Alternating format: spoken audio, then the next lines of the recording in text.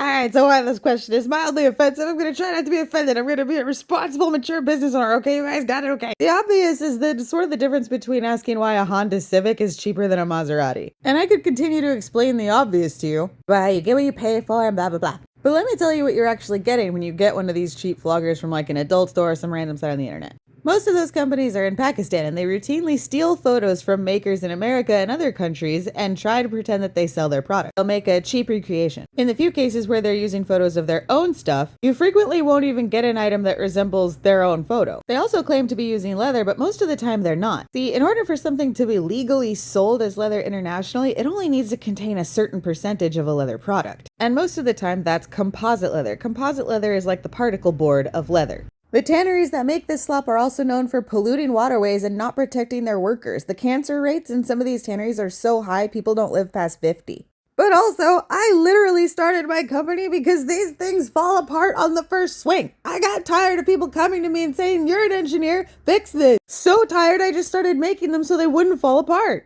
Not only that, they feel like crap. I can't tell you the number of people who have told me that they didn't think that flogging was for them because they had only ever been hit with cheap toys, and then they feel something actually made by an artist and they're like, whoa. So what makes me different? I literally travel around the world finding new leathers that are specifically suited to kink. Sometimes I even have them made just for me at a tannery. I work with tanneries in good standing with the organizations that oversee tanning to make sure stuff is done in an eco-friendly way. A lot of them are small family-run businesses that have been along for forever.